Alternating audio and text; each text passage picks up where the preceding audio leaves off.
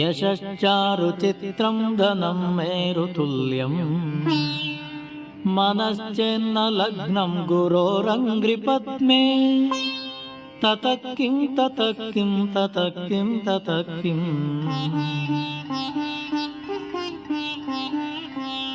कलत्रं धनं पुत्रपौत्रादि सर्वं गृहं बान्धवा सर्वमेतद्विजातम् मनश्चेन्न लग्नं गुरोरङ्घ्रिपद्मे ततः किं ततः किं ततः किं ततः किं षडङ्गादिवेदो मुखे शास्त्रविद्या कवित्वादिगद्यं सुपद्यं करोति मनश्चेन्न लग्नं गुरोरङ्घ्रिपद्मे ततः किं ततः किं ततः किं ततः किं विदेशेषु मान्यस्वदेशेषु धन्यः सदाचारवृत्तेषु मत्तो न चान्यः मनश्चेन्न लग्नं गुरोरङ्घ्रिपद्मे ततः किं ततः किं ततः किं ततः किं क्षमामण्डले भूपभूपालवृन्दैः सदा सेवितं यस्य पादारविन्दम् मनश्चेन्न लग्नं गुरोरङ्घ्रिपद्मे ततः किं ततः किं ततः किं ततः किं यशो मे गतं दिक्षु दानप्रतापात् जगद्वस्तु सर्वं करे यत्प्रसादात् मनश्चेन्न लग्नं गुरोरङ्घ्रिपद्मे ततः किं ततः किं ततः किं ततः किं न भोगो न योगो न वा वाजिराजो न कान्तामुखेनैव वित्तेषु चित्तम् मनश्चेन्न लग्नं गुरोरङ्घ्रिपद्मे ततः किं ततः किं ततः किं ततः किम् अरण्ये न वा स्वस्य गेहे न कार्ये न देहे मनो वर्तते मे त्वनर्घे मनश्चेन्न लग्नं गुरोरङ्घ्रिपद्मे ततः किं ततः किं ततः किं ततः किम् अनर्घ्याणि रत्नानि मुक्तानि सम्यक् समालिङ्गिता कामिनी यामिनीषु मनश्चेन्न लग्नं गुरोरङ्घ्रिपद्मे ततः किं ततः किं ततः किं ततः किम्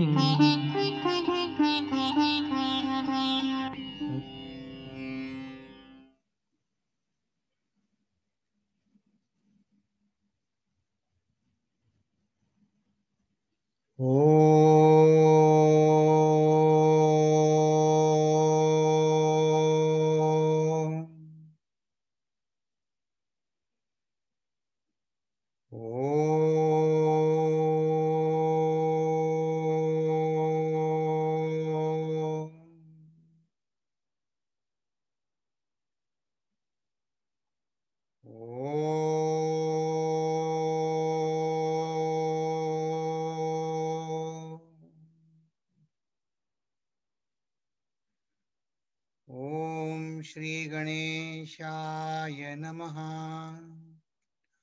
ओम श्री सरस्वत्यै नमः। ओम श्री गुरुभ्यो नमः। शुकासारिखे पूर्ण वैराग्य जाचे वसिष्ठा परिज्ञान योगेश्वरासे कवी वाल्मीका सारिखा मान्यैसा नमस्कार माझा सद्गुरु रामदासा नमस्कार माझा सद्गुरु रामदासा जय जय रघुवीर समर्थ. नमस्कार. आपण बघा, या दशकातल्या आता 9व्या समासामध्ये प्रवेश करणार आहोत. शुद्ध ज्ञानाच्या निरूपणानंतर बद्ध लक्षणाची आपण शुद्ध लक्षण संपल्यानंतर शिष्य काय म्हणाला, मला हे समजत नाहीये, इतका तुम्ही महावाक्य उपदेश, इतका उच्च कोटीचा वेदांताचं जे शिखर, ते कळत नाहीये मला. रामदास स्वामी म्हणले असतील, मला कल्पना आहे. म्हणून त्यांनी शिष्य होण्याच्या, जणू काही शिष्य होण्याच्या 4 पायऱ्या किंवा आपल्या बुद्धीचे 4 स्तर सांगितले. ते सांगताना ते म्हणले, सगळ्यात खालची पायरी बद्ध लक्षण, मग मुमुक्षु लक्षण. तर हे 2 समास आपण बघितले, बद्ध लक्षणाचा आणि मुमुक्षु लक्षणाचा. आणि मग मुमुक्षु होऊन तो साधक होतो. आणि मग साधक निरूपण म्हणजे साधक होतो म्हणजे काय, की असं आपण धरून चालू की आपल्या बुद्धीमध्ये, आपल्या निश्चयामध्ये एक खोली येत जाते. साध्या साध्या कारणांनी आपला निश्चय डळमळत नाही. या बारीक सारीक गोष्टींवर आपल्या मनात संशय येत नाही. आपली निष्ठा जास्तीत जास्त दृढ होते. आणि मग ते मुमुक्षुचं साधक अवस्थेत रूपांतर कसं होतं, बुद्धीचं परिवर्तन कसं होतं, ते आज आपण पाहू. आणि पुढच्या सोमवारी मग सिद्ध लक्षणाचा प्रवास आहे. आता ह्या ज्या 4 अवस्था आहे, ह्या आपल्याच बुद्धीमध्ये, आपल्याच व्यक्तिमत्वात होणारे बदल आहेत. आणि हे बदल असे आहेत ना, हे फ्लुइड आहेत. असं नाही की बद्ध होता तो मुमुक्षु झाला, मग आता पुन्हा बद्ध होणारच नाही, असं नाही. आपल्या बुद्धीमध्ये ज्या दिवशी आपली बुद्धी अगदी तरल असेल, सगळं शांत वाटत असेल, त्या दिवशी आपण साधक असू, सिद्धही असू. ज्या दिवशी आपण गोंधळलेले असू, काही मनामध्ये काही गोंधळ माजला असेल, त्यावेळी आपण बद्ध अवस्थेत जाऊ. तर ही आपली दोलायमान स्थिती, या अवस्थांमधनं जाणारी, ती आपण या समासामध्ये ओळख करून घेणार आहोत की आपण बद्ध तर नाही, मुमुक्षु होत आहे. तो मुमुक्षुचं रूपांतर आणखीन तो कसा सिरियस होतो साधनेबद्दल, ते आज आपण पाहणार आहोत. तर मग गेल्या वेळी आपण सोप्या भाषेत काय म्हटलं, की बद्धाचं सिद्ध होणं हे काही रूपांतर नव्हे, हे वस्त्रांतर नव्हे. वेगळ्या रंगाची वस्त्र घालत लागली, पांढरी, पिवळी, भगवी, ते वस्त्रांतर नव्हे. हे स्थलांतर सुद्धा नव्हे. घरी राहत होता कुटुंबामध्ये, मग तो देवळात राहायला गेला, आश्रमात राहायला गेला, इतकं सोपं नाही हो हे. स्थलांतर नाही. मग हे काय आहे ते आपण गेल्या वेळी बघितलं. हे आपल्या व्यक्तिमत्वामध्ये आपण आमूलाग्र बदल घडवून आणणं, हे आहे. आता प्रश्न असा आला की मग व्यक्तिमत्व म्हणजे काय, तर ते सुद्धा आपण गेल्या वेळी बघितलं.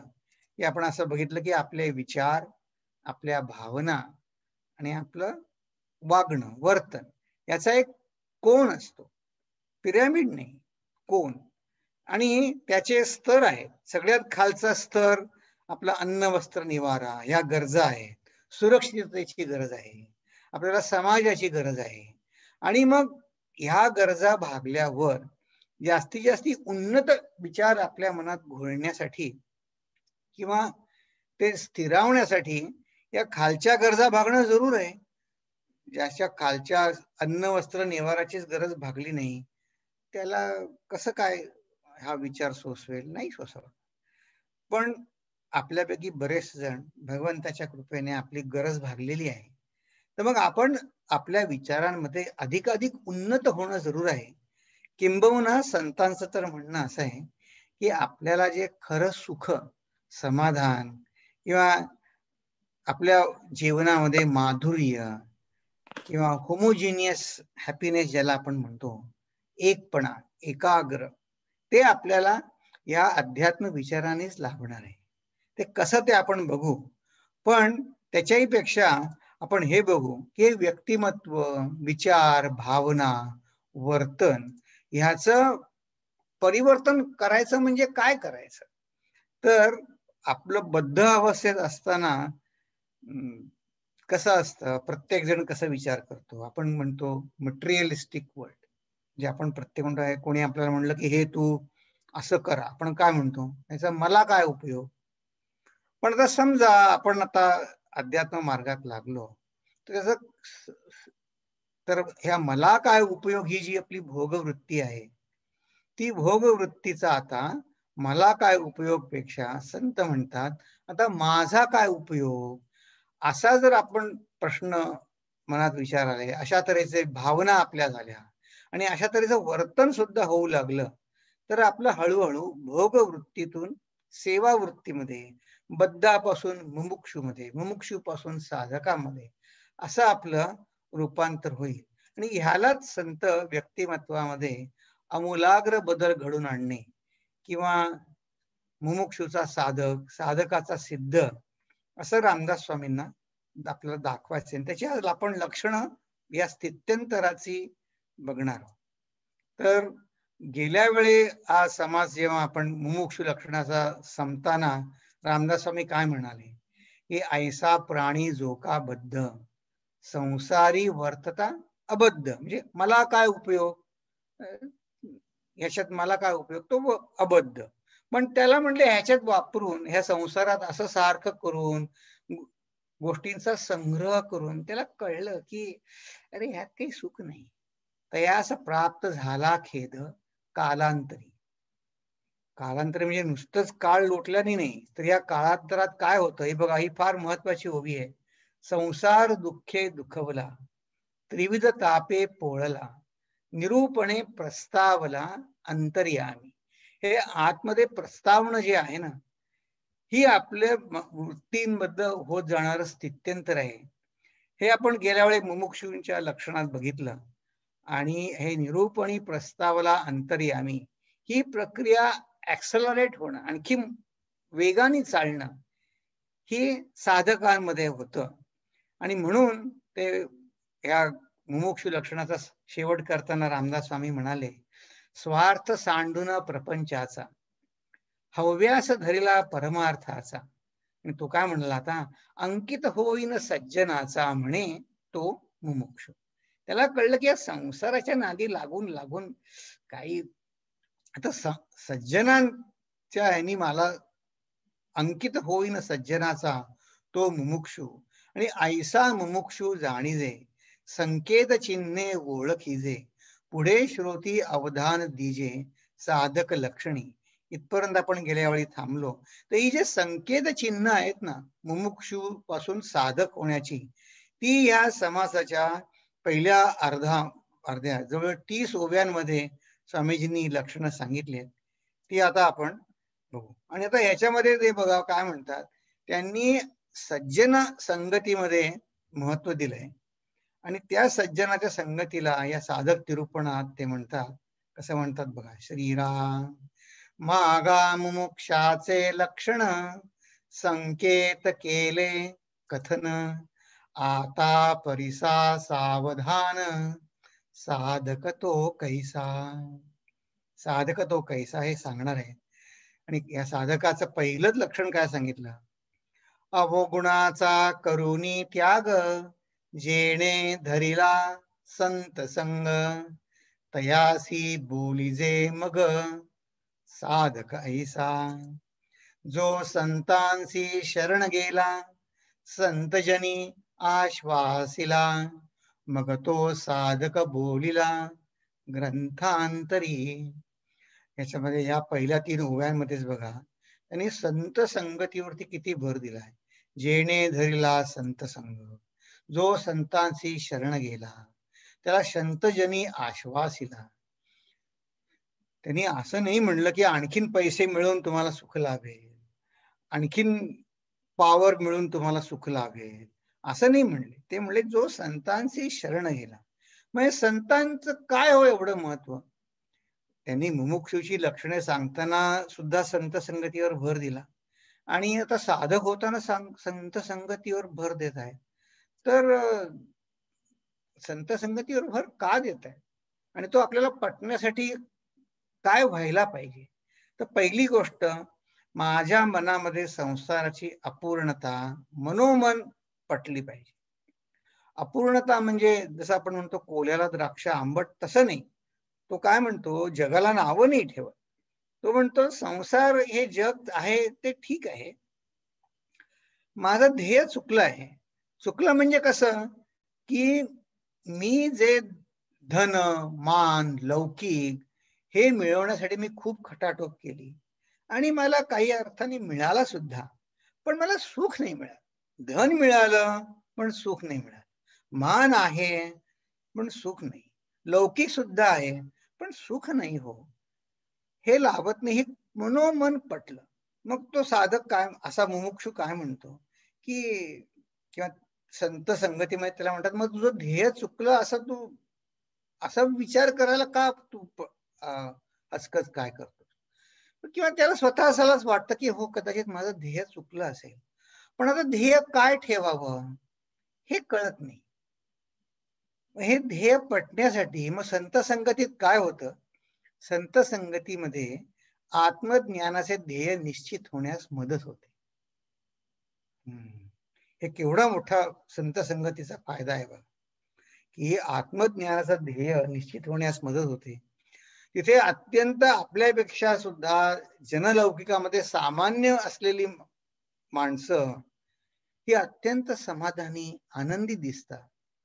आणि मुख्य म्हणजे तिथे जाण्याचा मार्ग आपल्याला निश्चित समजतो. नुसतं ध्येय नक्की ठरवून चालत नाही, ते ध्येयाला जायचा मार्ग समजला पाहिजे ना. तो मार्ग सुद्धा आपल्याला निश्चित समजतो आणि असं कळतं की अरे हे सगळे आपल्यासारखेच आहेत, त्यांना साधलं मग मलाही साधेल, असा विश्वास मनामध्ये उत्पन्न होतो. आणि जर संत संगतीमध्ये आपण जर राहिलो तर त्या मार्गामध्ये राहण्याचा अभ्यास आपल्या हातनं नकळत होतो. हा अभ्यास जो करतो तो साधक, सरळ आहे. तर ह्या दृष्टीनं समर्थांनी संत संगतीवर भर दिलाय बघा. ते कसं म्हणले, 3 गोष्टी त्यांनी सांगितल्या. ध्येय निश्चित होण्यास मदत होते, ध्येय निश्चित झाल्यावर त्या ध्येयाकडे जाण्याचा मार्ग निश्चित होतो, आणि त्या मार्गामध्ये मी चाललं पाहिजे ना, मी अभ्यास केला पाहिजे. नुसतं समजून उपयोग नाही, किंवा नुसतं निश्चय केल्यानंतर त्या दृष्टीने माझी पावलं पडली पाहिजे. तर ह्या 3 गोष्टी संत संगतीमध्ये नक्की होतात. पण संत संगतीमध्ये होतात, पण त्या कशा होतात? असं आहे ना, आपले प्रश्न संपत नाही. आपण थोडं धाडस करत नाही. कसे होतात? संशय. तर समर्थ आपल्याला या समासात सांगणार आहेत की आपल्याला खरा त्रास हे धन, मान, लौकिक यांनी खरा मिळावा तसा का मिळत नाही? तर सारखा आपल्या मनामध्ये संशय असतो, अस्थिरता असते. हे केलंय खरं पण त्यांनी होईल का नाही.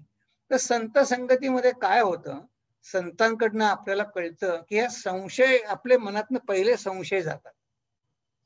ते कसं संत संगतीमध्ये जातं ते आपण प्रत्यक्ष बघूच.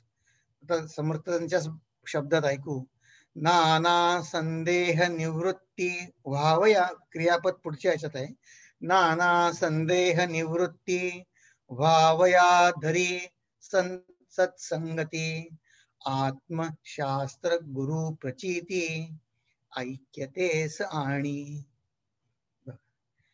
ते काय म्हणले की संदेह निवृत्ती, संशयाच्या विरुद्ध ज्ञान नाही सांगितलं, संशयाच्या विरुद्ध पुस्तक वाचायला नाही सांगितलं, संशय जाण्यासाठी सत्संगती धरा सांगितली. कसं काय?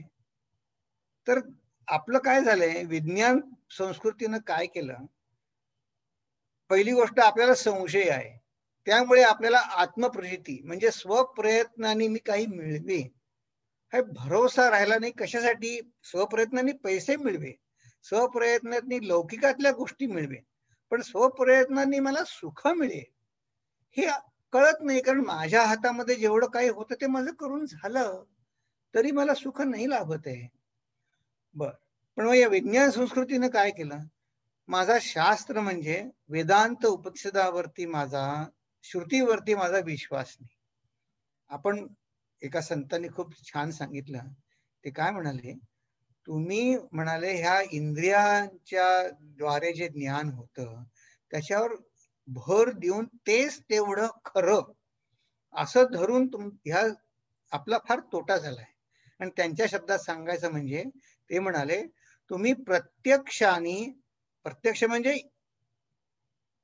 अक्षम अक्षम प्रति प्रत्यक्ष, म्हणजे अक्ष म्हणजे डोळे, डोळे म्हणजे 5 इंद्रिय त्याच्यातच धरली, त्यांनी जे दिसणार तेच मी खरं मानणार. तर म्हणे तुम्ही प्रत्यक्षाने अंध झालेले लोक आहात. अरे बापरे. तर या समासामध्ये रामदास स्वामी आपल्याला काय सांगणार आहे, की जे दिसत नाही ते ते बघण्यासाठी गुरुची नजर लागते, गुरुची दृष्टी लागते, ती संत संगतीमध्ये मिळते. आणि हे ऐक्य, त्यामुळे ओके, या विज्ञान संस्कृतीने आपल्या श्रुती स्मृती ग्रंथांवरचा विश्वास गेला आणि गुरुवरती पण विश्वास गेला. कारण गुरु सांगणार, गुरु जर अशा गुरूंवर विश्वास असतो बरं, की जे तुम्ही मॅनेजमेंटचे गुरु असतात, आणखी कुठले कुठले गुरु असतात, त्यांच्यावर विश्वास बसतो, पण त्यांनी सुख मिळत नाही हे दिसतच आहे. तर हे आत्मशास्त्र गुरु प्रचितीचं जे ऐक्य आहे ना, ते आपल्याला कळण्यासाठी आपल्याला संतांचा सहवासच लाभ करायला पाहिजे. कारण का, आपण ज्याला कृतार्थता म्हणतो ना, आपण कृतकृत्य झालो आपण जीवनामध्ये, किंवा आपण जीवनामध्ये आता सगळ्या आपल्याला गोष्टी, सुख आपल्याला अनायासे मिळते, म्हणजे विनासायास सहज मिळते, असं होत नाही. तर बघा, आपल्यासाठी अगदी सोप्या भाषेमध्ये ही ऐक्यता, किंवा त्यालाच कृतकृत्यता म्हणतात, किंवा सुखरूप म्हणतात, हे जे आत्मशास्त्र गुरु प्रसिद्धी आहे ना, तीच ही एक छोटं पुस्तक लिहिलंय स्वामी तेजोमयंदांनी. त्याचं नाव आहे अध्यात्म लक्षण. तसं सार त्यांनी लिहिलंय. आणि या पुस्तकाचा समारोप करताना फक्त 10 श्लोकांचं एक छोटं पुस्तक आहे. तुम्हाला मागेही मी सांगितलं असेल, अमेझॉनवर $2 आहे बघा. आता तुम्ही कोविडमुळे घरी अडकून पडला असाल तर ई पुस्तक सुद्धा किंडल एडिशन अवेलेबल आहे. तर त्याच्यामध्ये 10 श्लोकांचं फक्त पुस्तक आहे. आणि त्याच्यामध्ये ते फलश्रुती सांगताना शेवटच्या श्लोकात म्हणतात, श्रुतीश्वर गुरोर नवमी प्राप्यते यत् प्रसादतः अध्यात्मनिष्ठा सुखदा कृतकृत्यो भवेन्नरः. शेवटच्या श्लोकात ते म्हणतात. तर इथं हे जे श्रुती, ईश्वर आणि गुरु, या तिघांमुळे त्यांना काय मिळालं? श्रुती म्हणजे अध्यात्म ग्रंथ, ईश्वर आणि गुरु. आता हे आपलं असं झालंय, आपल्याला श्रुतींवर विश्वास नाही, ईश्वर पण आपण म्हणतो कुठला ईश्वर आहे आणि काय, आणि गुरु पण नाही. त्यामुळे आपल्याला काहीच अनुभवाला येत नाही. त्यामुळे आपल्याला प्रसाद बुद्धी जी काय म्हणतो आपण, त्यामुळे खरं सुख आपल्याला मिळालेलंच नाही. पण आपल्याला ते सांगतात कसं, की सुख कुठे मिळतं? सुख मिळायचा एकच मार्ग आहे, पण तो कुठला? तर श्रुती, ईश्वर आणि गुरु ह्यांच्या ऐक्यतेनं मला प्रसाद बुद्धी मिळाली. आणि काय मिळाली? मी कृतकृत्य झालो. आणि ते सुखदा, सहज, लीलया मिळालं. सध्या आपल्याला खूप धावपळ करायला लागते, म्हणजे खटाटोप करायला लागतोय सुख मिळण्यासाठी. तर हे जे इथं सांगितलंय कृतकृत्य किंवा सुखदा, त्यालाच रामदास स्वामी ऐक्य म्हणत आहे. आत्मशास्त्र आणि गुरु प्रचिती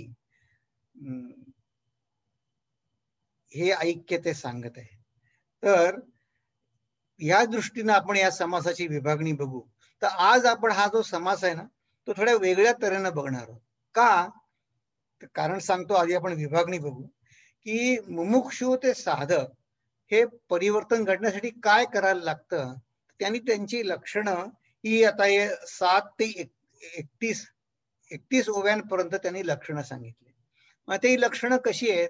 ही अंतरंगातली लक्षणं आहेत आणि बहिरंगातली पण आहेत.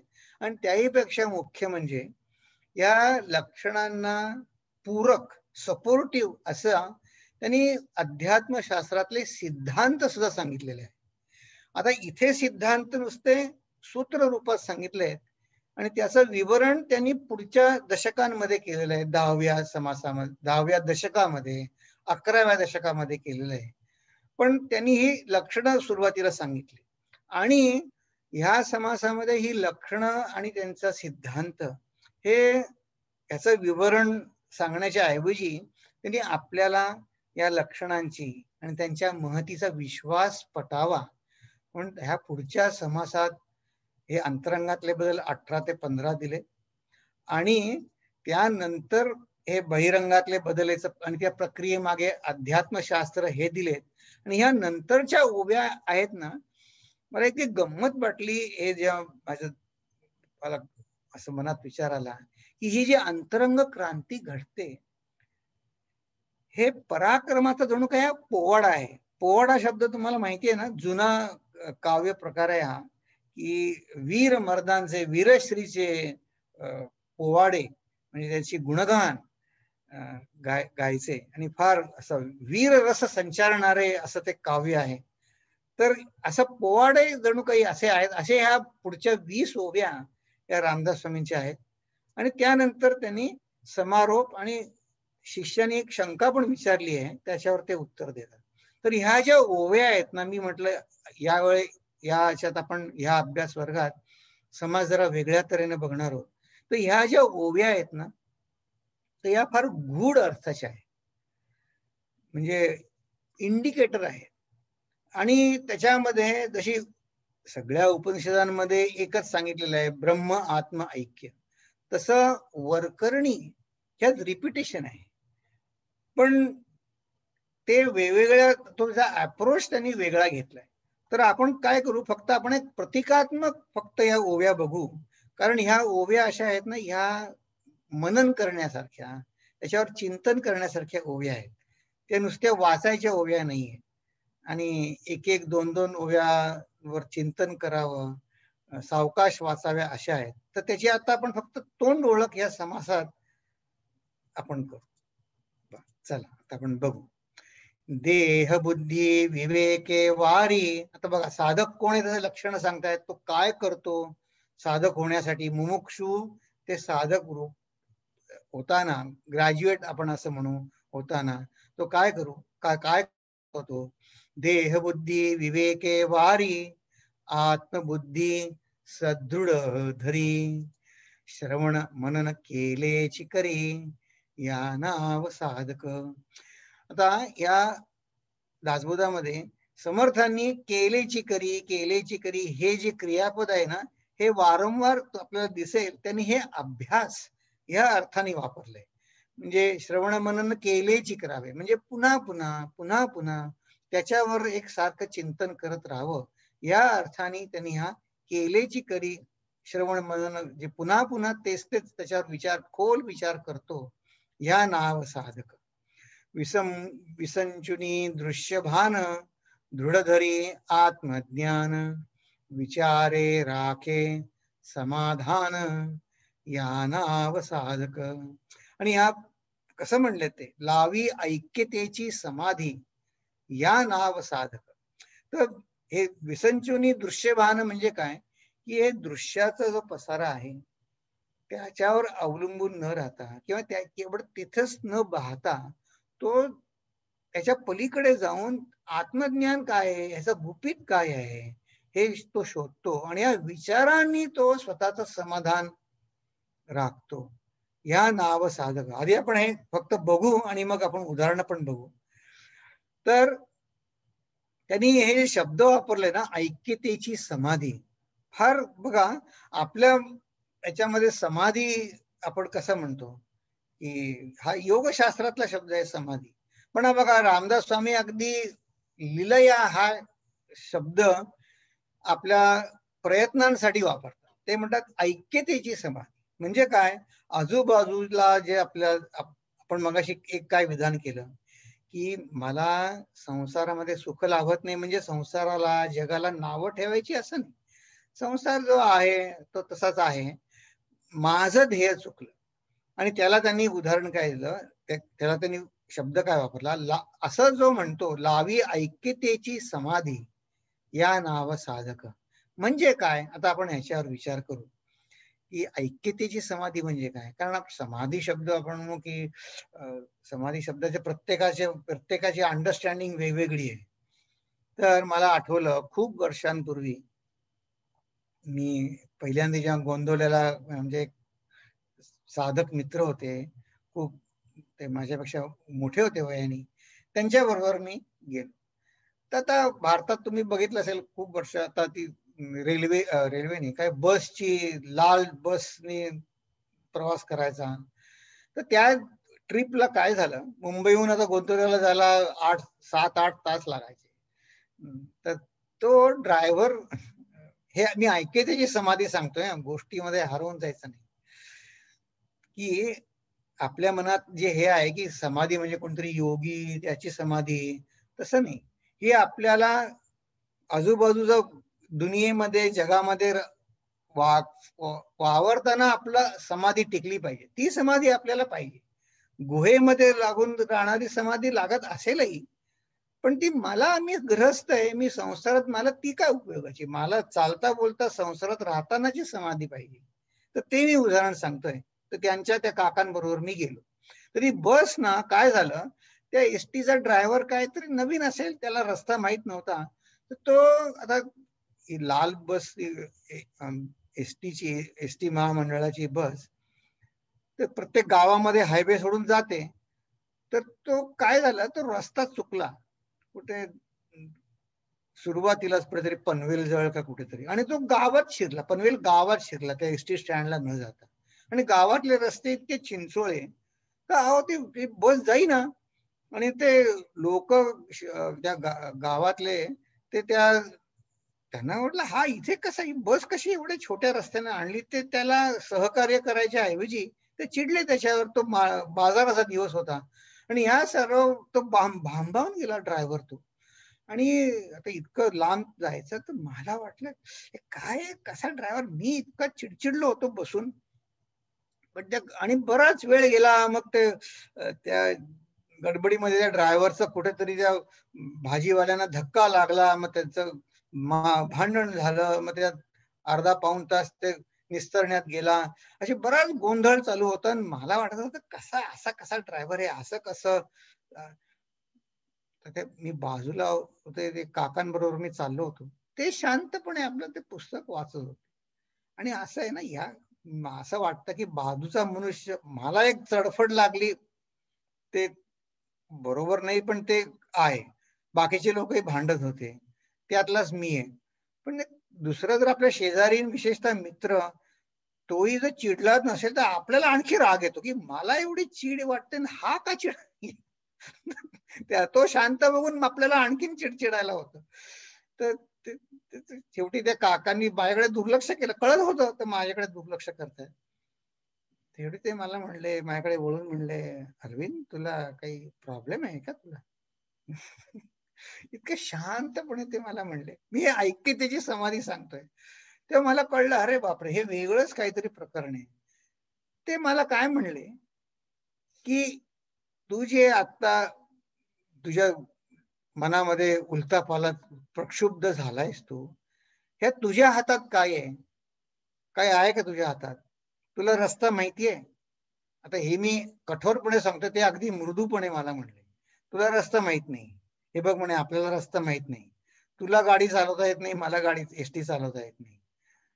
तू म्हणे तिथे आश्रमात जाऊन तरी काय करणार गोंधळाला, तू पुस्तकच वाचणार ना. मग इथे शांतपणे बसून वाच ना, सावली आहे म्हणे, बसून वाच. तुला काही खायला हवं असेल तर त्याने मला एक संत्र काढून दिलं, म्हणे हे तुला खायला हवं असेल तर तू खा, तू तडफड करून आणखी स्वतःला त्रास करून घेतोस. त्या दिवशी मला कळलं की हे समाधी समाधी ती समाधी तर ठीक आहे, पण ही ऐक्यतेची समाधी बघा, त्यांची शांतता अजिबात ढळली नाही. ते म्हणले, अरे आपण आश्रमात जाऊन वाचायचं तर इथे वाचतोय, फरक काय झाला. तर ड्रायव्हर ज्याला न्यायचंय तेव्हा नेईल तो. बापरे. आणि बघा, तर हे एक ऐक्यतेची समाधी आहे ना, ही काही वेगळीच चीज आहे. आणि हे करण्यामध्ये बघा, समर्थांनी असं काही म्हणलं नाही की कुठल्या तरी गुरुनी डोक्यावर हात ठेवला म्हणजे समाधी लागेल. त्यांनी स्वप्रयत्नांची प्रतिष्ठा आणि त्या प्रयत्नांना सर्वोच्च मूल्य देऊन त्यांनी या पुढची लक्षणं सांगितली आहे की स्वप्रयत्न हे समर्थांच्या वाङ्मयाचं मूळ आहे. आणि स्वप्रयत्नांनी काय साधायचं, तर आपल्याला जे समाधान मिळणार आहे ते जगात नाही, ते माझ्यापाशी माझ्या विचाराने मला मिळवायचं आहे. आणि ही अशी ऐक्यतेची समाधी ही जगामध्ये आजूबाजूच्या जगाचा पसारा आहेच असाच चालणार आहे. त्यात माझ्या हातात काही नाहीये. तर पण ती त्याच्यामध्ये समाधान कसं मिळवायचं हे विचाराने समजण्यासाठी मी साधक बनणं जरूर आहे. मग त्यासाठी ते काय म्हणतात, मी जे माझी सध्याची विचारधारणा आहे, माझी सध्याची विचार करायची जी प्रक्रिया आहे, असत्क्रिया ती सोडली पाहिजे आणि सत्क्रिया वाढवली पाहिजे. आणि ही जी पुढची ओवी आहे ती फारच प्रसिद्ध आहे, ऑफ कोटेड आहे. ते साधकाला म्हणतात, अवगुण त्यागी दिवसेंदिवस करी उत्तम गुणाचा अभ्यास, स्वरूपी लावी निज ध्यास या नाव साधक.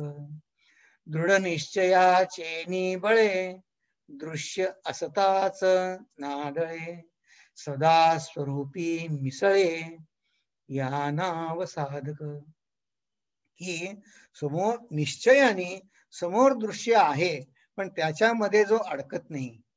तुम्ही म्हणाले अडकत नाही म्हणजे काय, म्हणजे नेमकं काय करायचं, किंवा आता असं आहे आपले प्रश्न असतात ना, अवगुण त्यागी दिवसे दिवस निश्चयाचे बळ उत्तम गुणांचा अभ्यास करायचा ते समजलं. पण तुम्ही म्हणाला आमच्यात अवगुण नाही, आम्ही काय आता काय आम्हाला व्यसन नाही, आम्ही काय कुठलं व्यसनाच्या आहारी गेलेलो नाही, आम्ही चार चौघांसारखे सज्जनपणे घरी आहोत.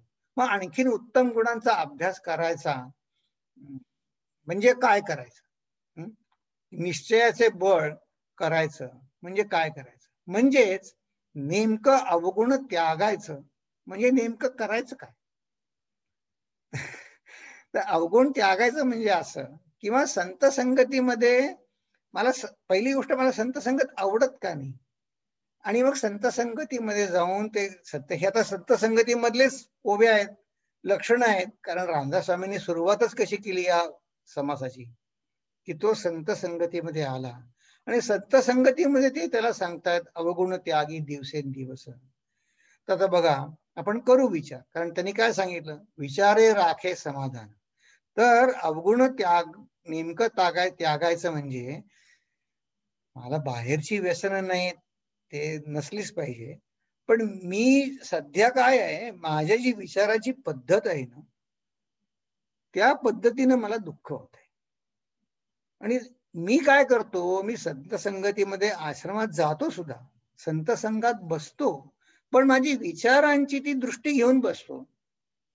त्यामुळे ही जी पारिभाषिक भाषा आहे, गूढ अभ्यास असं म्हणलंय की दृश्य असता असं नाडळे, जे समोर आहे ते अनालाइज करायची माझी सवय आहे. दृश्य दिसतं ना, पण ते काय म्हणतात, दृश्य त्या दृश्यात अडकू नका, तुम्ही स्वरूपी मिसळा, म्हणजे त्याचं खरं कारण त्याच्याकडे लक्ष द्या. तर हे समोर दृश्य दिसत त्याच्यातच सवय लागली आहे मला. मगाशी आपण त्या संतांचे काय वचन बघितलं, की तुम्ही प्रत्यक्षाने अंध झालेले लोक आहात. त्याचं एक गमतीचं उदाहरण सांगतो. आता तुमच्यापैकी काही जण विभूती आश्रम आहे पुण्याजवळ, खूप पुष्कळ 70-80 एकर जागा आहे, अतिशय सुंदर आश्रम आहे. तिथे एकदा काय झालं, तर तिथे साधना शिबिर चालू असतात. तर एकदा डॉक्टरांच्या एका ग्रुपनी त्यांना असं वाटलं की त्यांची जी कॉन्फरन्स आहे ती तिथे करा, म्हणून त्यांनी तिथे कॉन्फरन्स घेतली. तर ते स्पेशालिस्ट कसे होते डॉक्टर, हे ऑर्थोपेडिक किंवा जे पाय कसं चालायचं, किंवा बोन स्पेशालिस्ट किंवा मसल चालायला वगैरे काही इजा होते, चालण्यामध्ये दोष असतात ते त्यांना काढणारे, अशी त्यांची स्पेशालिटी ते डॉक्टर होते. त्यांच्यापैकीच एक जण सांगत होते की ते म्हणे काय झालं, आता ते फक्त छोटा ग्रुप होता, 30-40 जणांचा, आणि मग ते आवार इतकं प्रचंड मोठं आहे, तर तो एक चहा कॉफी झाल्यावर, आता ते काय त्यांचं अध्यात्माकडे कल नव्हता, पण त्यातले काही जण जे व्हॉलेंटियर्स होते विभूती मधले, ते व्हॉलेंटियर्स मध्ये तिथे सेवा म्हणून करायला तिथे होते मिशनचे लोक. त्यातला एक जण सांगत होता, म्हणे ब्रेकआउट सेशनच्या वेळी सगळे चहा पित होते, तिथे आजूबाजूला झाडं वगैरे पुष्कळ आहेत, आणखीन काही तिथे कर्मचारी, तिथले लोकल खेडेगावातले लोक तिथे आहेत. त्यातला एक बाई झाडूनी झाडत, आवार तिथलं पानं पडलेली. आता हे मी दृश्य असता असा नाडळे आणि आपले अवगुण, आपण आपले सेट मेंटॅलिटी घेऊन कसे येतो ते सांगतोय. की आश्रमात जरी आले तर तो ब्रेकआउट सेशन मध्ये ते बोलत होते, चहा पीत होते, आणि ते समोर बघत होते की त्या बाई झाडतायत. तर त्याच्यातले हे सगळे ऑर्थोपेडिक होते ना सगळे लोक, तर ते काय म्हणले, बघ म्हणे या खेडेगावामध्ये कसं आहे, इतक्या लांब या बाईंचं बघतो, त्या बाईंच्या चालण्यामध्ये काही लकब होती, असं ते डॉक्टरांचं मत पडलं.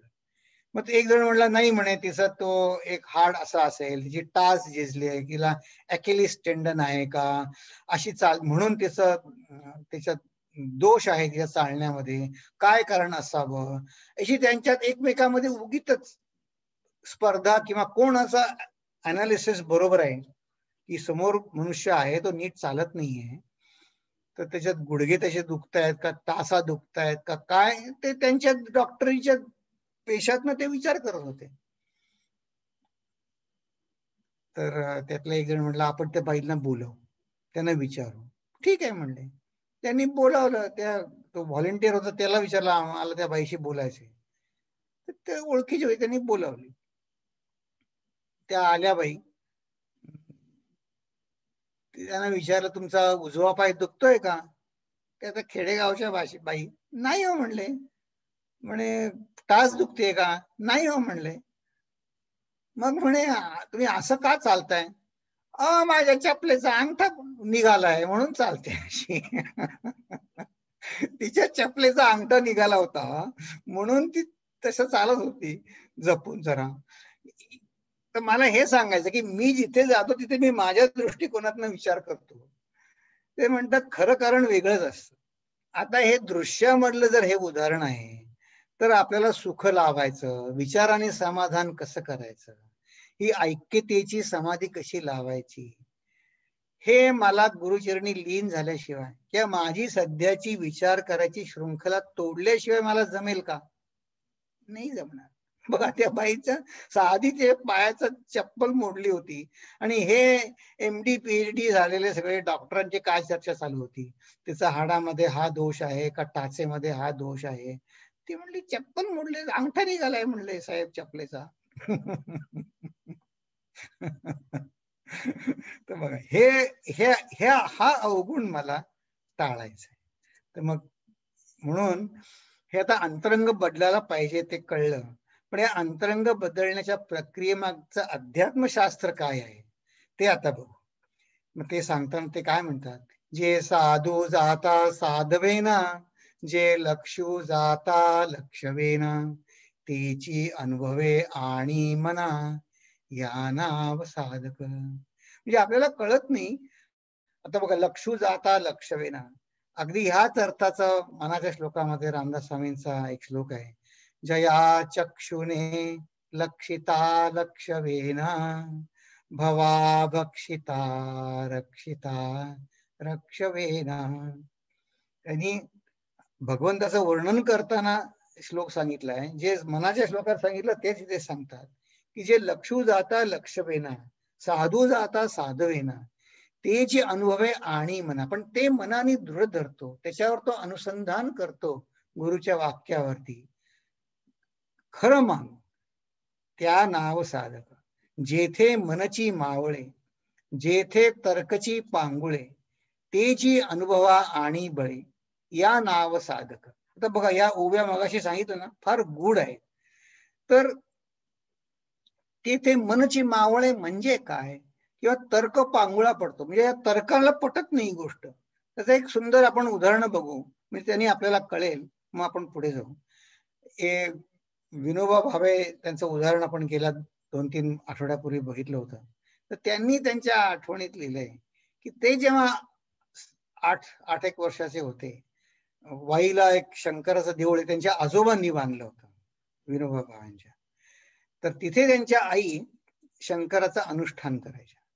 तर हे घरी वाट बघायची आईची, काही शाळेत यायला, आता भूक लागेल, आई जेव्हा येईल स्वयंपाक करेल, म्हणून ते एकदा देवळात गेले की आईला यायला उशीर का होतोय म्हणून. तिथं आई ती शंकराचं अनुष्ठान करत होती आणि त्या पिंडीवरती तो अभिषेक करतात. तुम्हाला माहिती आहे, अभिषेक त्या तांब्यात भरून अभिषेक चालू होतं. त्यांनी बघितलं आणि त्यांच्याच मालकीचं देऊळ होतं, त्यांच्या घराच्या आवारातच होतं. त्याला कळलं की अरे हे आई आणि त्या तांब्या भरते अनुष्ठान मंत्र म्हणून. ते आईला म्हणाले, आई अगं मी तुला एक सोपा उपाय सांगतो. बघा 8-9 वर्षाचा मुलगा सांगतो आईला की मी याला सोपा उपाय सांगतो आई, हे तांब्यापेक्षा हे बघ म्हणे, मी असं त्या माठातलं पाणी सगळंच्या सगळं पिंडीवर त्यांनी ओतलं, म्हणे बघ असं ओतायचं. हे वेळ कशाला असा फुकट घालवतेस तू, पटकन ओतायचं पाणी. आई म्हणली तसं नाहीये ते, मी करते तेच बरोबर आहे, मी तुला उठून येऊन खायला घालते. त्याने आईनी त्यांना समजून सांगितलं. पण आपण ना परमेश्वराच्या दरबारामध्ये आपण 8-9 वर्षाचे बालकच आहोत, आपल्या बुद्धीला कळत नाही, तिथे आपला तर्क पांगळाच पडतो. मग आता ते जे अनुभवा आणि बळे या नाव साधक म्हणजे काय, चला आपण विनोबांचं उदाहरण पुढे चालू. त्यांना ते जेव्हा आईला 8-9 वर्षाचे असताना म्हणले, is a waste of time, तू असं ते एक एक थेंब घालतेस, ते असं पटकन घालायचं पाणी, सगळं पाणीच घालायचं ना पिंडीवरती, मी ओततो पटकन. ते कॉलेजला वगैरे गेले, बडोद्याला गेले. बडोद्याला बदली झाली त्यांची. सयाजीरावांनी त्यांना, त्यांचे वडील, विनोबांचे वडील हे डाईज मध्ये शास्त्रज्ञ होते. डाईज वरती त्यांनी मोठे रिसर्च त्यांनी केलं होतं आणि त्यांची फार मान्यता होती त्या काळी समाजामध्ये, शास्त्रज्ञ होते. तर तिथलं एक उदाहरण विनोबा सांगतात की आता ते 19-20 वर्षाचे होते, त्यावेळेस आई त्यांची फार भाविक, अनुष्ठान उपासना करायची. तर तिनं शंकराला काय 11 लाख तांदूळाचे दाणे, अमुक एक दाणे घालायचं एक व्रत केलं होतं तिने. मग तिनं ती आणि विनोबा दाणे तांदूळाचे मोजत बसले होते. आता बघा मी हे स्थित्यंतर सांगतोय, मुमुक्षु, आपण बद्ध मुमुक्षु साधक की जेथे मनची मावळे आणि तर्क पांगळा पडला, मग त्यांनी काय केलं, अनुभवाला बळाने अनुभव आणून जिथे तर्क पांगळा पडतो पण तरी उपासना न सोडता, उपासनेचं बळ किंवा फायदा किंवा मनाची चित्ताची एकाग्रता किंवा मनाने समाधान विचाराने जे मिळवायचं, ते जे अनुभवाला आणलं तो साधक सांगतोय. तर ते दाणे मोजत बसले होते 1 लाख, तेवढ्यात त्यांचे वडील आले. ते वडील त्यांच्या पत्नीला काय म्हणाले, विनोबांच्या आईंना, की अगं इतकं कशाला तू हे करतेस, कष्ट करतेस, एक मापटभर म्हणून एक शेरभर, त्या काळी शेर होता, एक शेरभर तांदूळ मोज, त्याच्यामध्ये किती दाणे आहेत मोज. मग त्या हिशोबाप्रमाणे 1 लाखाला तेवढा हिशोब करून तेवढी मापटी जास्ती घाल, तेवढी मापटी एकत्र तांदूळ कर, हवं असेल तर म्हणे 1 मुठभर तांदूळ जास्ती घाल, म्हणजे तुझे जेवढी तुला हवे तेवढी संख्या होईल. इथं वेळ कशाला फुकट घालवतेस. आई त्यांना काही म्हणली नाही, ती फक्त विनोबांकडे बघून म्हणाली, काय रे विनया, काय करू, वडील बाबा तर असं सांगतायत. विनोबा त्यावेळेस त्यांना म्हणतायत, नाही म्हणे आपण मोजूया. ते मला ते जे अनुभवा आणि बळे ते हे आहे, फास्ट फॉरवर्ड. त्यांनी आईने विचारलं, विनया काय करायचं, बाबा तर असं म्हणतायत. विनोबा म्हणले, नाही म्हणे आई, आपण मोजू दाणे तांदूळाचे, तीच उपासना आहे. इतकं मला इतकं गंमत वाटली की ते जे अनुभवा आणि बळे या नाव साधक. आणि पुढे रामदास स्वामी म्हणतात, विवेक बळे गुप्त झाला, आपे आप मावळला, दिसतो परी देखिला नाहीच कोणी. आपण हा विचार पूर्ण करू आणि पुन्हा या ओव्यांकडे बघू. पंचभूतांचा विस्तार, जयासी वाटे स्वप्नाकार, निर्गुणी जयाचा निर्धार, या नाव साधक. मायेचे जे प्रत्यक्षपण, जनास वाटे हे प्रमाण, स्वानुभवे अप्रमाण साधके केले. निद्रा सांडुनी चेरा झाला, तो स्वप्न भयापासून सुटला, माया सांडून तैसा गेला साधक स्वरूपी. तर ह्या 5-4 ओव्यांमध्ये रामदास स्वामींनी हे विवेक प्रकरण असं एक कुठल्या तऱ्हेने विवेक करायचा, तर हा एक बघा पंचभूत विवेक असतो. त्या पंचभूतांचा एक पंचभूत विवेक नावाचं एक प्रकरण आहे. आणि हेच प्रकरण त्यांनी पुढे एक ज्ञान दशक येणार आहे, त्याच्यात सविस्तर सांगितलेलं आहे. तसंच माया निरूपण नावाचं सुद्धा मोठं प्रकरण येणार आहे. आणि त्याच्यामध्ये इतके सुंदर सुंदर प्रश्न रामदास स्वामींनीच म्हटले. कारण इथं काय म्हणले, मायाचे जे प्रत्यक्षपण, जनास वाटे हे प्रमाण. संत ज्याला माया म्हणतात त्याला आपण काय म्हणू, नाही नाही हे प्रत्यक्षात हे असंच घडतं, तुम्ही त्याला मिथ्या म्हणता फक्त, पण ते समजत नाही आम्हाला. तर हाच प्रश्न रामदास स्वामींनी पुढच्या दशकामध्ये ते म्हणतात, माया मिथ्या म्हणता ऐसी गेली, ऐसी वार्ता नाही ऐकली. तुम्ही मिथ्या म्हणतात म्हणून ती नुसतं मिथ्या म्हणून जाईल का, तर तेच म्हणतात अशी मिथ्या अशी जाणार नाही. पण आता फक्त हे मगाशी सांगितल्याप्रमाणे ह्या गूढ ओव्या आहे, याची फक्त ते आपल्याला ओळख करून देत आहे आपल्याला, की आता निद्रा सांडून चेहरा झाला म्हणजे हा अवस्थात्रय विवेक आहे. म्हणजे जागृत, स्वप्न आणि सुषुप्ती. मग स्वप्नामध्ये आपण भयप्रद स्वप्न बघितलं, मग ते जागा झाल्यावर काही विशेष प्रयत्न करायला लागतात का आपल्याला त्या स्वप्नातलं काही दुःख हरण करण्यासाठी? नाही, ते आपोआपच गेलं. तसं हे संत संगतीमध्ये होतं, असा फक्त दृढ विश्वास आपल्या अंगी यायला पाहिजे असं रामदास स्वामी सांगतायत. आणि तर ह्या पुढच्या ओव्या आहेत त्याची फक्त आपण झलक बघू.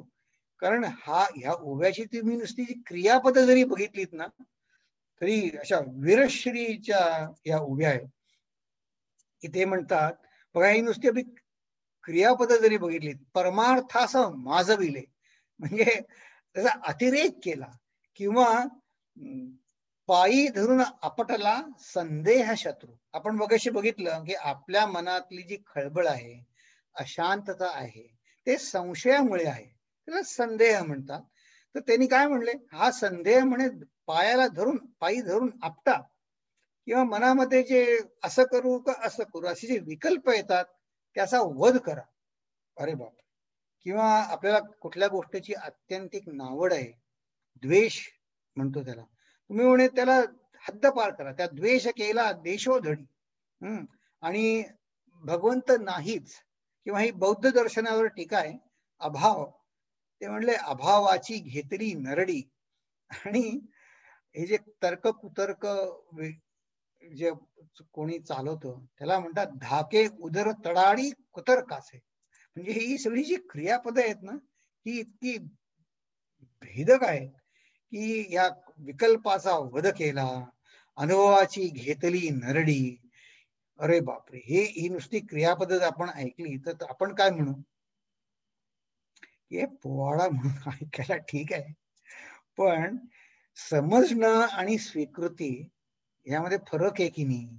आपण कसं म्हणतो की I understand what you say but I don't accept it. आता मग काय उपयोग, नुसतं समजलं आणि ते स्वीकृती, त्याच्यामध्ये फरक आहे. मग हे सर्व साधण्यासाठी आत्मबल कुठून आणायचं? हे इतकं ठीक आहे की संशयाला पायी धरून आपटा किंवा विकल्पाचा वध करा, ते सांगण्यासाठी आत्मबल कुठून आणायचं, मनाची हिंमत कशी बांधू? आणि हे जोपर्यंत आपल्याला कळत नाही ना, तर हा फक्त आपल्याला कल्पना विलासच वाटतं. तर म्हणून ह्या कल्पना नाही, हे प्रत्यक्ष हे जे त्यांनी म्हटलंय असं आपल्या अंगामध्ये वीरश्री संचारण्यासाठी एक मनाची भूमिका असणं जरूर असतं. तर ही मनाची भूमिका आपण एका स्वामी तेजमानंदांचं अगदी आवडतं भजन आहे, त्या भजनात आपण ऐकू की हे वीरश्री आपल्या अंगी संचारण्याच्या आधी जसे एखाद्याने लांब उडी मारावी, ती एवढी उडी मारण्यासाठी तो तयारी करतो ना आधी, ती मनाची तयारी. आणि संत काय सांगतात, संत आपल्याला काही अशक्य आहे असं सांगतील का? नाही. तर आपल्यामध्ये पण ही शक्ती आहे. ती शक्ती जागृत होण्यासाठी, आपल्यामध्ये आत्मविश्वास येण्यासाठी, आपल्या मनात आपण काय सोडायला पाहिजे आणि कशा तऱ्हेने विचार आपला व्हायला पाहिजे, ते आपण स्वामीजींच्या शब्दात ऐकूया. ब्रह्मानंद से very nice song, very powerful. मुझे है काम ईश्वर से, जगत रूठे तो रूठन दे. See, now I am devoted to God. Now if world is not happy with me, so let them not be happy. If they get angry with me, let them get angry.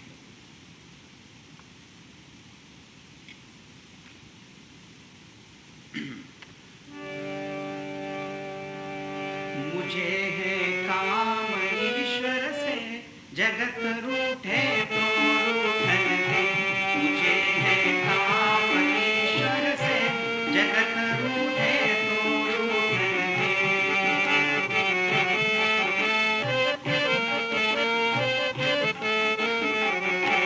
कुटुंब परिवार सुखदारा, माल धन लाज लोकन की. कुटुंब परिवार सुखदारा, माल धन लाज लोकन की. प्रभु का भजन करने में अगर छूटे तो छूटन दे. प्रभु का भजन करने में अगर छूटे तो छूटन दे. मुझे है काम ईश्वर से, जगत रूठे तो रूठन दे.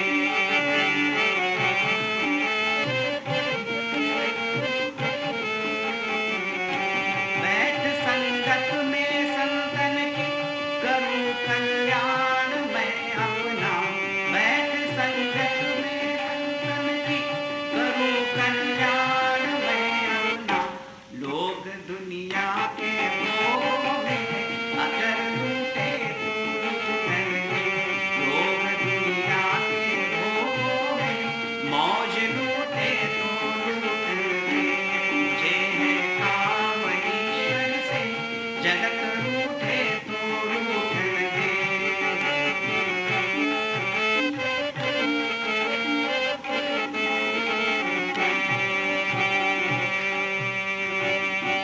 प्रभु का ध्यान करने की लगी दिल में लगन मेरे. प्रभु का ध्यान करने की लगी दिल में लगन मेरे. प्रीत संसार विषयों से अगर टूटे तो टूटन दे. प्रीत संसार विषयों से अगर टूटे तो टूटन दे. मुझे है काम ईश्वर से, जगत रूठे तो रूठन दे.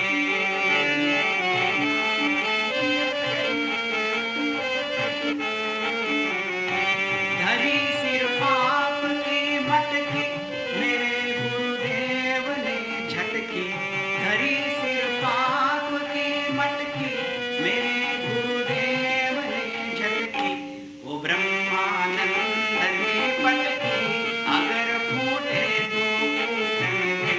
ओ ब्रह्मानंद ने अगर फूटे तो फूटन दे. मुझे है काम ईश्वर से, जगत रूठे तो रूठन दे. मुझे है काम ईश्वर से, जगत रूठे तो रूठन दे. मुझे है काम ईश्वर से, जगत रूठे तो रूठन दे.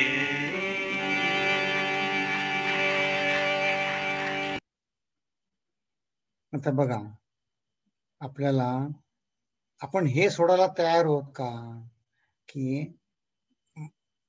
मानधनलाज, किंवा दुनियामधली जे असं वाटतं की अरे माझं हे सुटे, किंवा संसारातले मला हे लोक काय म्हणतील, हे जोपर्यंत सुटत नाही ना तोवर हे संत संगती आपल्याला एलियन वाटते. पण संत आपल्याला दिलासा देत आहेत, कारण पुढे ते म्हणतात की अभ्यासाचा संग धरिला. अभ्यास म्हणजे पुन्हा पुन्हा पुन्हा पुन्हा त्याच्यावर आपण चिंतन केलं. साक्षपा सरिसा निघाला, प्रयत्न सांगाती घेतला. बघा, प्रयत्न जसं काय कंपॅनियन, एफर्ट्स ॲज कंपॅनियन, त्याला ते साधन पंथ म्हणतात. आणि म्हणतात सावध दक्ष तो साधक, पाहे नित्या नित्य विवेक, संग त्यागुनी एक सत्संग धरी. सत्संगामध्ये हे होत. आणि हे जे शब्द त्यांनी वापरलेत ना, म्हणजे विसरायचाच विसरला, किंवा आळस करायचाच आळस केला, किंवा सावध नाही दुष्ट झाला, दुश्चितपणाचाच त्यांनी, दुश्चितपणा म्हणजे निराशा, म्हणजे निराशा करायचीच निराशा केली. आता हे सगळं आपल्याला ते म्हणाले काव्य किंवा शब्दांचे खेळ, आत्ता सध्या मला ते शब्दांचे खेळ वाटतात की मी विसरायचंच विसरलो. पण मला विसरायची सवय आहे हो, काय करू. तर त्याला ते म्हणतात की ठीक आहे, याच्यावर तू विचार कर. आता असो हे बोलणे, अवगुण सांडी निरूपणे, निरूपणात येत राहा, संतांच्या समर्थांचा अभ्यास करत राहा. हळूहळू तू साधकाचा तो साधक ऐसा येणे प्रमाणे बुझावा, आणि अवगुण सांडी निरूपणे, हे आपल्याला झालं पाहिजे. पण हे अवगुण सांडायचं निरूपणात कसे सांडतील, तर त्याचा ते वेगळ्या तऱ्हेनं काय सांगणार आहेत, आपला दृष्टिकोन बदलायला पाहिजे. की दृष्टिकोन कसा आहे आता, ती बळेची अवघा त्याग, ते काय सांगतात दृष्टिकोन बदलण्यासाठी, पुढची ओवी, बळेची अवघा त्याग कीजे, म्हणून साधक बोलीजे, आता सिद्ध तोची जाणीजे, पुढील हे समासी. काय म्हणलं, तू जर त्याग केलास, त्याग केल्याने काय होतं, जसं आपल्या भजनामध्ये स्वामीजी म्हणले, ओके ठीक आहे, बाहेरच्या जणांना मजा येते, त्यांना तिकडे मजा येऊ दे, मला सत्संगात मजा येते. तर हे आधी त्याग करायला बरेच वेळा माझं मन अजून तयार नसतं ना, म्हणून मला प्रश्न आहेत सध्या. त्या दृष्टीनं सिद्ध होईल त्याच्या आधीच मला शंका आली, म्हणून तो रामदास स्वामीच कसं म्हणतात बघा आपण सगळे आपल्यासारखे त्यावेळी सुद्धा त्यांचा श्रोतृगण असणार, म्हणून ते म्हणले, येथे संशयो उठिला, निस्पृह तोची साधक जाहला. जर फक्त निस्पृह म्हणजे त्याग करूनच जर साधक होतो, तर बघा किती समर्पक प्रश्न विचारला, जणू काही आपल्या मनातलीच शंका विचारले. मग म्हणले, त्याग घडे संसारिकाला, त्याग न घडे संसारिकाला, तरी तो साधक नव्हे की. मग म्हणले, संसारिक तर कधी साधक होणारच नाही, मग मी साधक होईन का नाही. अगदी आपल्या मनातला जणू काही प्रश्न विचारला. ज्या रामदास स्वामी म्हणतात, ऐसे श्रोतयाचे उत्तर, त्याचे कैसे प्रत्युत्तर, पुढले समासी तत्पर, होऊन ऐका. त्यांनी, रामदास स्वामींनी इतका प्रॅक्टिकल ग्रंथ आहे, आपल्या जमिनीवरचे पाय सोडले नाही. त्यांना कल्पना आहे की संसारी मनुष्याला त्याग करणं कठीण जातं, तर ते आपल्याला फक्त विचार जी करण्याची पद्धतीचा त्याग सोडायला त्याचा त्याग करायला सांगत आहेत. पण त्यांचा प्रश्न कशी बरोबर आहे की त्याग न घडे संसारिकाला, मग तो साधक म्हणू शकेल का नाही, तो सिद्ध होईल का नाही. तर ह्याचं आपण पुढच्या वेळी ऐकू. तर इथे मी थांबतो. मी प्रार्थना म्हणतो, मग आपण काही विचार कोणाला मांडायचे असतील ते आपण बघू. ओम पूर्णमद पूर्णमिदं पूर्णात् पूर्णमुदच्यते पूर्णस्य पूर्णमादाय पूर्णमेवावशिष्यते. ओम शांति शांति शांति. हरि ओम. श्री गुरुभ्यो नमः. हरि ओम.